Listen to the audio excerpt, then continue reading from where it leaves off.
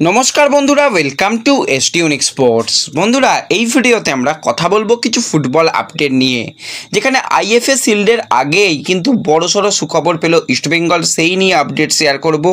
বিদেশি প্লেয়ারদের নিয়ে আপডেট শেয়ার করার সাথে সাথে একজন ট্যালেন্টেড ইন্ডিয়ান প্লেয়ারকে কিন্তু এবার টার্গেট করেছে, সেই নিয়ে আপডেট দেওয়া জাতীয় দল এবং আইএফএ শিল্ডের ম্যাচ কোথায় কখন তোমরা কিভাবে দেখতে পাবে সব নিয়েই আলোচনা রয়েছে এই ভিডিওতে।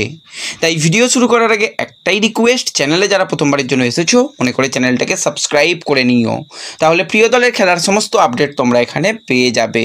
তো চলো আর দেরি না করে ভিডিও শুরু করা যাক।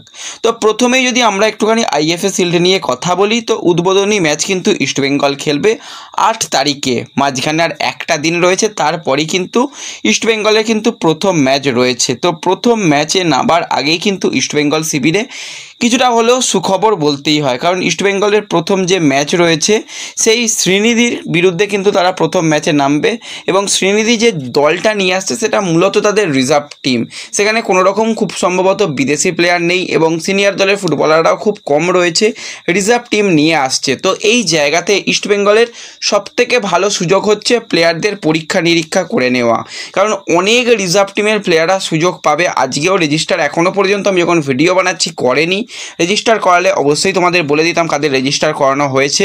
তো সেক্ষেত্রে শেষ মুহূর্ত পর্যন্ত দেখে শুনে কিন্তু প্লেয়ারদের রেজিস্ট্রেশন করানো হবে। টোটাল 30 জন প্লেয়ারকে কিন্তু স্কোয়াডে রাখা যাবে এবং 5 জন প্লেয়ারকে কিন্তু পরিবর্তন করা যাবে। তো সেক্ষেত্রে কোচ এবং অস্কার ব্রুজন, বিনয় জর্জ, থাংবয় সিংটো সবাই মিলে পরামর্শ মেনে, ম্যানেজমেন্টের পরামর্শ মেনেই কিন্তু একটা দারুণ দল ঘোষণা করা হবে। এবং আজকে কিন্তু প্র্যাকটিসে যেটা দেখা গেছে, সেখানে রিজার্ভ টিম এবং সিনিয়র দল একসাথেই প্র্যাকটিস করেছে। হ্যাঁ, বেশিরভাগ দিনই একই রকম হচ্ছে, আজকেও একই রকম চিত্র, এবং রিজার্ভ টিমের সঙ্গে প্র্যাকটিস ম্যাচও ইস্টবেঙ্গল খেলেছিল, সেটা 1-1 গোলের ড্র হয়েছে, তোমাদের বলেছিলাম। তো আজকেও কিন্তু খুব ভালো রকমভাবে সেট পিস প্র্যাকটিস করানো হয়েছে এবং কর্নার ভালোভাবে যাতে আরও নেওয়া যায় সেট পিস, এবং যাতে পেনাল্টি পেলে বা পরবর্তী সময় টাইব্রেকার হলে সেইগুলো যাতে ভালো করে করা যায়, সেগুলোরও কিন্তু জোর কদমে আজকে প্র্যাকটিস চলেছে। তো ওভারঅল দেখতে গেলে প্রস্তুতি কিন্তু খুবই ভালো হয়েছে, এবং শ্রীনিধি ম্যাচে কিন্তু হয়তো সমস্ত বিদেশিদের কোচ নিয়ে খেলাবে না, সেক্ষেত্রে ইন্ডিয়ান প্লেয়ারাই একটু বেশি সুযোগ পাবে। আমি তো চাই জেসিন, সায়ন, পেকার মতন প্লেয়াররা যদি সুযোগ পায় সেটা খুবই ভালো হবে। তো পরবর্তী সময় দুই দল নিয়ে কিন্তু অবশ্যই আমরা খুব তাড়াতাড়ি আলোচনা করে নেব। কিন্তু মেন যেটা আলোচনা করার বিষয় রয়েছে সেটা হচ্ছে আমাদের জাতীয় দল নিয়ে। তো এএফসি এশিয়ান কাপের যে কোয়ালিফিকেশনের ম্যাচ রয়েছে, আমাদের সিঙ্গাপুরের সঙ্গে খেলা রয়েছে 9ই অক্টোবর, এবং পরবর্তী ফিরতি ম্যাচ রয়েছে 14ই অক্টোবর, যেটা আমাদের ইন্ডিয়াতে খেলা হবে। তো ইন্ডিয়া কিন্তু আজকে রওনা দিয়েছে সিঙ্গাপুরের উদ্দেশ্যে, এবং 9 তারিখে ম্যাচ রয়েছে, হাতে সময় খুবই কম। 9 তারিখের ম্যাচ কিন্তু দেখা যাবে ফ্যানকোর মোবাইল অ্যাপ্লিকেশনে। কোনো রকমভাবে 9 তারিখের ম্যাচ কিন্তু তোমরা টিভিতে দেখতে পাবে না। বিকেল 5টা থেকে 9 তারিখের ম্যাচ তোমাদের ফ্যান করে দেখতে হবে, হয়তো 19 টাকার ম্যাচ পাস নিয়ে দেখতে হবে।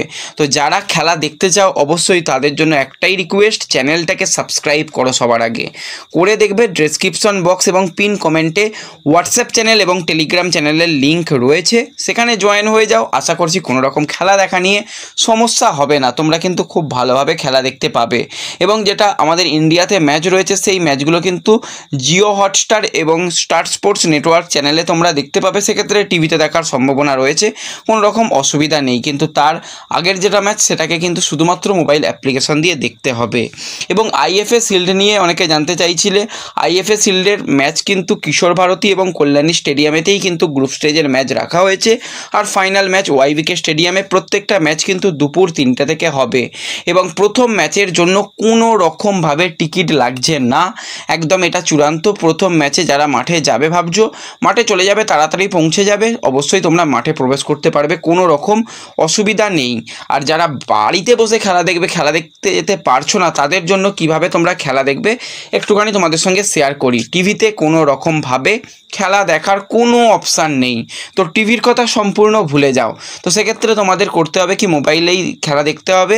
তো মোবাইল অ্যাপ্লিকেশন SSEN কিন্তু তোমরা প্লে স্টোর থেকে ডাউনলোড করে নাও, মোবাইল নাম্বার দিয়ে রেজিস্টার করে নাও। সেখানে দেখতে পাবে যে এই যে আইএফএ শিল্ডের জন্য পাস রাখা হয়েছে, মাত্র 100 টাকা রাখা হয়েছে। আমি তো বলবো আর একটু কম রাখলেও চলতো, ঠিক আছে, তবু 100 টাকাটা যে কটা ম্যাচ হবে, টোটাল 6টা না 7টা ম্যাচ হবে, তার জন্য 100 টাকা ঠিক আছে।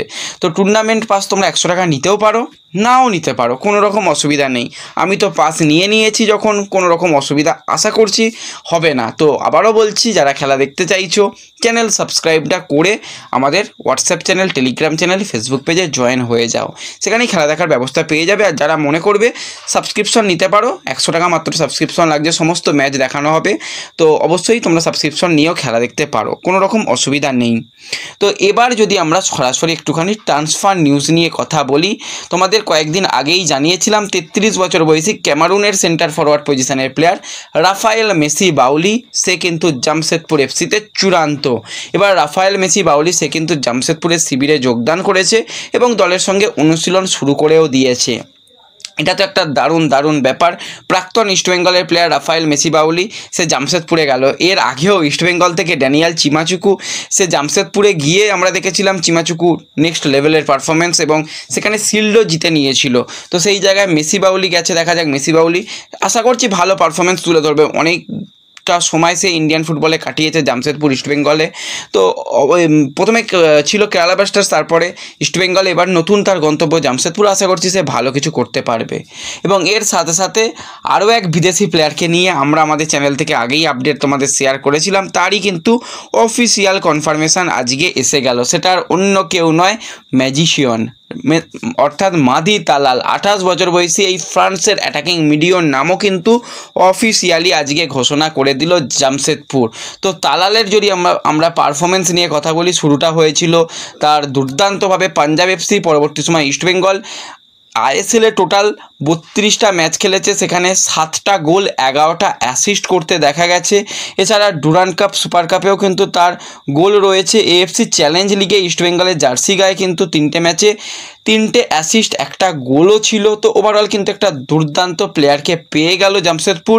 যদি তালালের মতন পারফরমেন্সটা করতে পারে, আরও একবার কিন্তু জামশেদপুর একটা ভালো কিছু করার স্বপ্ন দেখতেই পারে। কারণ এর আগে আমরা দেখেছিলাম স্টুয়ার্ট এবং সেক্ষেত্রে ড্যানিয়াল চিমাচুকু মিলে কিন্তু জামশেদপুরকে শিল্ড জিতিয়ে দিয়েছিল।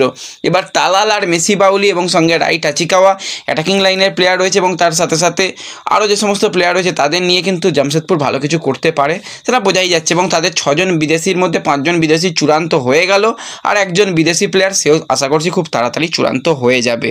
তো ওভারঅল দেখতে গেলে একটা দারুণ সাইনিং মাদি তালালের কমপ্লিট করে নিয়েছে জামশেদপুর, সেটা বলতেই হয়। এবং আরও একজন আমরা জামশেদপুরের প্লেয়ারকে নিয়ে যদি কথা বলি, 30 বছর বয়সী মিডফিল্ড এবং উইং পজিশনের প্লেয়ার ইমরান খান, যে কিন্তু লেফট উইং এছাড়া রাইট উইং, বেশিরভাগ সময় থেকে রাইট মিডফিল্ড থেকে রাইট উইংয়ে খেলতে দেখা যায়। টোটাল কিন্তু ক্লাব ক্যারিয়ারে 136টা ম্যাচে 7টা গোল 14টা অ্যাসিস্ট করতে দেখা গেছে। জামশেদপুরের হয়ে 53 ম্যাচ, নর্থ ইস্টের হয়ে 38 ম্যাচ, তার আগে গোকুলাম কেরালা, এটিকে মোহনবাগানের হয়েও কিন্তু তার খেলার অভিজ্ঞতা রয়েছে।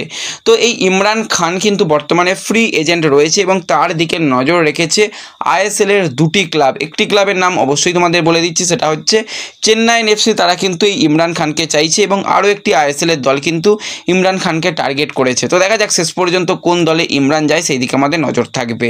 তো এই ভিডিওতে এই আপডেটগুলোই শেয়ার করার ছিল। ভিডিও ভালো লাগলে লাইক শেয়ার করে দিও, চ্যানেলে প্রথমবারের জন্য এলে সাবস্ক্রাইব করে নিও। দেখা হবে পরবর্তী ভিডিওতে, ধন্যবাদ।